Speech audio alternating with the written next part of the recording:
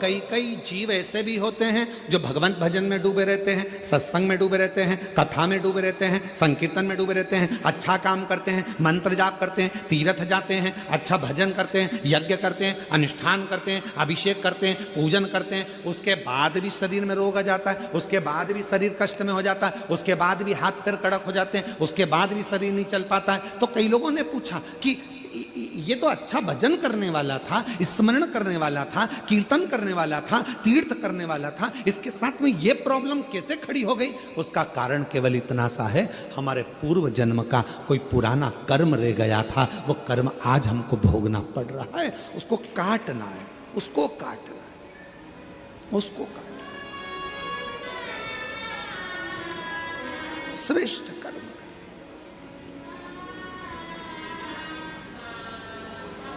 राजा नीलवर्मा शरीर शिथिल, आज धीरे धीरे चलकर राजा नीलवर्मा अर्श पत्नी पद्मावती के पास पहुंच गए। पद्मावती के पास, पद्मावती तो बैठी थी भगवान शंकर की भक्ति में, मंत्र में डूबी हुई थी। वो अखंड मंत्र का जाप करने वाली पद्मावती शिव की अखंड जप माला में डूबी हुई थी। श्री शिवाय नमस्तुभ्यं,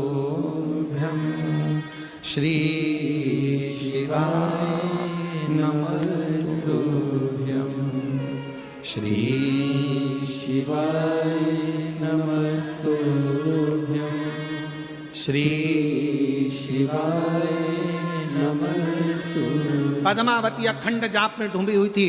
राजा नीलवर्मा पहुंच गया और राजा नीलवर्मा ने पद्मावती को देखकर हाथ जोड़कर आज नमन कर कर कहा, मैंने ये शंकर के शिवलिंग को तुड़वाया, मैंने शंकर के मंदिर को तुड़वाया, मैंने शंकर का जो भगवत भजन हो रहा था उसको बंद करवाया, मैंने ये शंकर का जो पार्थिव लिंग का निर्माण तुमने करा था, ये पार्थिव लिंग के निर्माण में मैंने अपना चरण लगाना चाहा। मेरी बुद्धि बेकार हो गई थी, मेरा चित्त बेकार हो गया था, तुम्हारी सुंदरता को देखकर मैं तुम पर इतना आसक्त हो गया था कि मैं कुछ भी नहीं जान पा रहा था और मैंने शिव का अपमान कर दिया, शंकर का अपमान।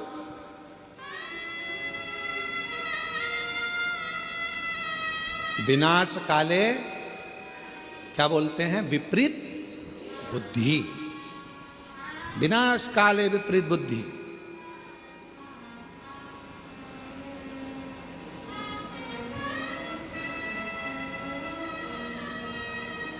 एक कथा सुनाई थी, आप लोगों के स्मरण में है?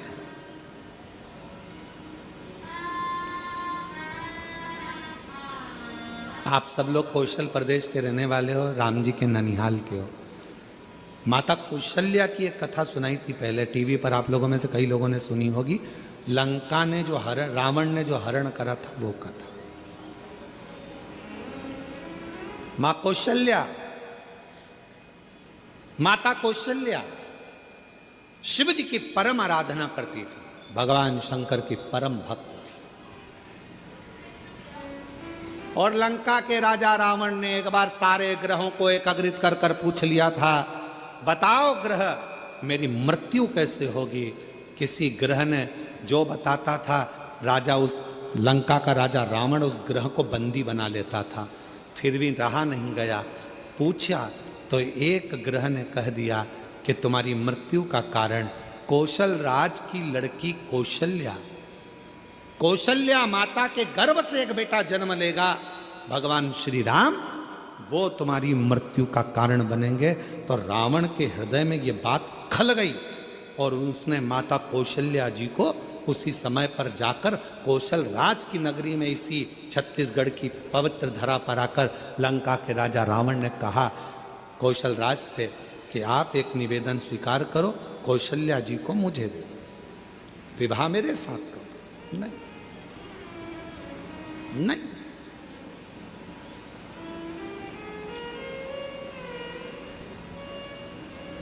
नहीं दे सकते। कौशल राज ने मना कर दिया, मेरी बेटी शिव को मानती है, मेरी बेटी सुंदर है, अगर मेरी बेटी चाहे तो आपसे विवाह करे, मेरी बेटी आती होगी, आप उससे पूछ लो। लंका का राजा रावण माता कौशल्या को देखते हैं और इतनी सुंदर माँ कौशल्या को देखकर कहते हैं कि आप मुझसे विवाह करो। कौशल्या जी कहती हैं कि विवाह, ये कथा हमने देवघर में श्रवण कराई थी शायद, आप लोगों ने सुनी होगी। किस किस ने सुनी थी, जरा हाथ उठाओ। सबने सुनी है? तो देवघर में कही थी ये कथा। कौशल्या माता ने कहा, हे लंकापति रावण, अगर तुम मुझसे विवाह करना चाहता है तो मेरी शर्त एक है, तेरी लंका में शंकर का शिवलिंग पहुंच जाएगा तो मैं तुझसे विवाह करूंगा। रावण गया शिवलिंग लेने, शंकर जी के पास जाकर शिवलिंग मांगा, लेकर जाने लगा। पर मां पार्वती जी नहीं चाहती थी कि ये शिवलिंग पहुंचे। भार उत्पन्न हो गया उस शिवलिंग में। लंका के राजा रावण ने पृथ्वी पर रख दिया। वो शिवलिंग लंका तक नहीं पहुंचा, देवघर में बाबा बैद्यनाथ जी के रूप में पूजित हो गया। पूजित नहीं गया।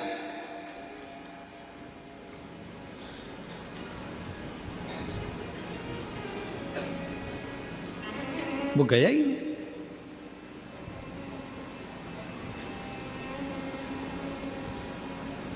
एक बेजू ग्वाले के हाथ में, कौन था बेजू ग्वाला? स्वयं गणेश जी महाराज,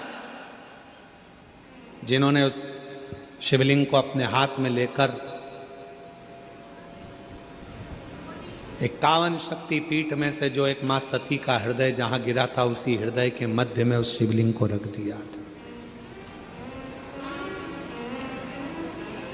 रावण को लगा कि कौशल्या जी के पुत्र के कारण मेरे प्राण छूटेंगे, तो एक काम करता हूं, इस कौशल्या जी को मैं हरण कर कर छुपा कर पेटी में बंद कर कर समुद्र में डाल देता हूं। और एक मछली के मुख में वो पेटी रख दी थी। वो मछली की लड़ाई एक बड़े मछुए से हुई। मुख खुला मछली का, पेटी गिर गई, एक टापू पर चली गई। वहीं से दशरथ जी निकल कर जा रहे थे, बंद पेटी को देखा तो खोला, उसमें कौशल्या जी थी। पूछा तुम कैसे आई? सारी कथा सुना दी। वापिस कौशल राज के पास में माता कौशल्या जी को भेजा गया और राजा कौशल राज ने दशरथ जी के साथ कौशल्या जी का विवाह पक्का कर दिया और उनके घर में राम जी का प्रागट।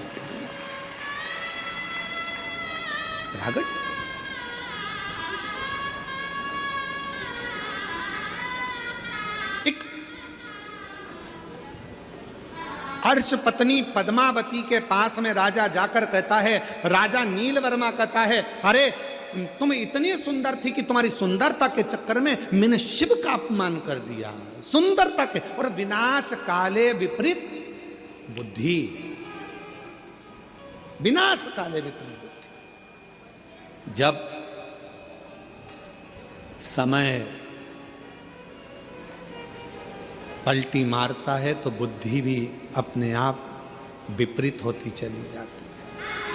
विपरीत।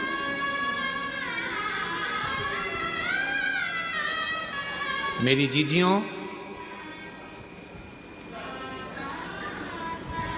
बुराई किसकी होती है संसार में? जम के बोलो। जो बहुत अच्छा होता है। तुम बहुत अच्छी हो, इसलिए तुम्हारी बुराई तुम्हारे घर में भी होगी और मोहल्ले में भी होगी। तुम बहुत अच्छे हो तो तुम्हारी बुराई ऑफिस में भी होगी, दुकान पर भी होगी, व्यापार में भी होगी।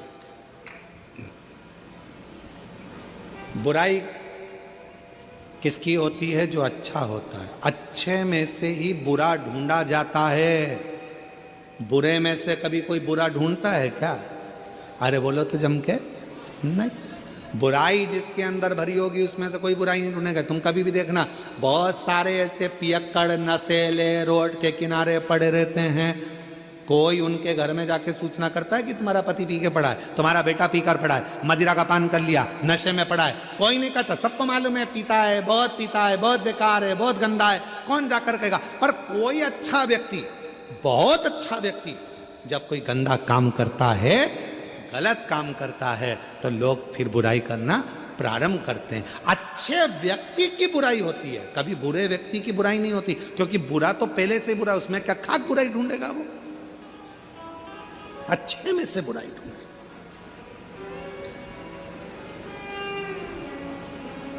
तुम्हारी देवरानी अगर तुम्हारी बुराई करे तो समझ लेना तुम बहुत अच्छी हो। तुम्हारी जेठानी बुराई करे तो समझ लेना तुम एकदम जोरदार हो। तुम्हारी सास तुम्हारी बुराई करे तो समझ लेना कि तुम दुनिया की सबसे अच्छी बहू हो। और अगर बहू बुराई करे सास की तो समझ लेना तुम ओल्ड इज गोल्ड, एकदम मस्त सास हो, बहुत अच्छी सास हो। क्यों चिंता करना?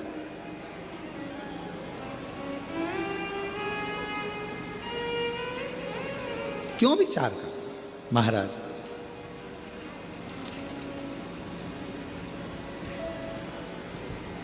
नील वर्मा राजा ने हाथ जोड़ लिए, गलती हो गई है मुझसे, क्षमा कर दो। बहुत बड़ी गलती हो गई मुझसे, क्षमा कर दो, क्षमा कर दो। आज अर्श पत्नी पद्मावती तप करते करते करते करते शिव की आराधना करते करते उसकी आंख में से आंसू बह गया,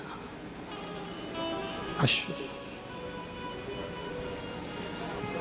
हे शिव, हे शंकर, जो जिनके वो खेत में आग लगी थी और वो आग बुझ गई थी, उसकी आंख में आंसू थे।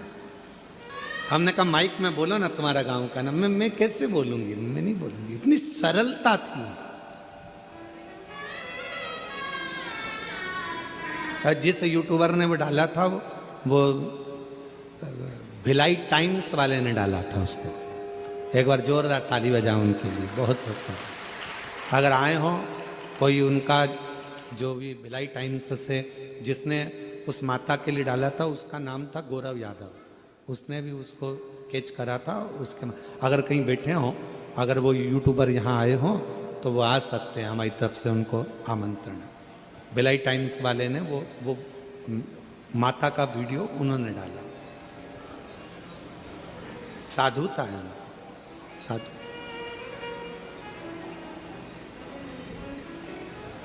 शिव कथा कर रही, भगवान शंकर का पवित्र चरित्र करा, नैनों से नीर बह रहा था, पद्मावती की आंख से आंसू बह रहा था।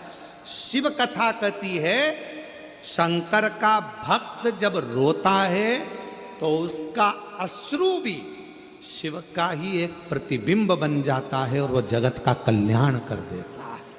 अगर प्रेम से रो रहा है शंकर का भक्त, यदि शिव को रिझाने के लिए, शिव को मनाने के लिए, शंकर की भक्ति के लिए, शंकर का अनुमोदन के लिए, शंकर को प्राप्त करने के लिए, शंकर की अविरल भक्ति में अगर कोई शंकर का भक्त रोता है तो उसका अश्रु भी शिव का प्रतिबिंब बन जाता है। और यदि शंकर का कोई भक्त जिसको कोई परेशान करता है, त्राण देता है, गाली देता है, अपशब्द कहता है, ताने देता है, और शिव के भक्त की आंख में यदि आंसू आ जाते हैं तो वो प्रलय ला देता है, वो पूरा तांडव मचा देता है।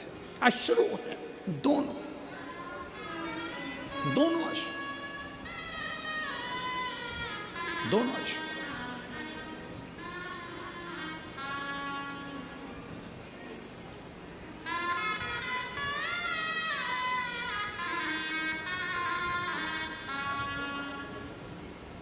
महाराज नील वर्मा ने हाथ जोड़ लिए,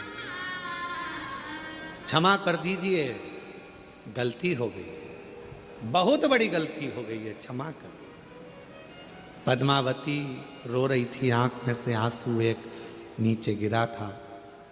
इतनी देर में उस अश्रु जो गिरा था, उस अश्रु के गिरते ही कुंड में से आवाज आने लगी। एक सरोवर में से मछली उछली, आवाज लगाई, मछली फिर उछली, आवाज लगाई, मछली फिर उछली, आवाज लगाई। पद्मावती, पद्मावती, हे पद्मावती। पद्मावती तो साधना में डूबी हुई थी, ध्यान नहीं दे पाई। मछली ने फिर आवाज लगाई, पद्मावती। पाई वो भगवत भजन में डूबी हुई थी, भक्ति में डूबी। आखिरी में जब आवाज लगाई, मछली फिर उछली पानी में से। आवाज सुना पद्मावती ने, पद्मावती ने हाथ जोड़कर कहा, कहां से आवाज आ रही है? मछली में से आवाज आई, पद्मावती जिस शिव की तू आराधना कर रही थी आज वही मैं शिव इस मछली के प्रतिबिंब स्वरूप में यहाँ विराज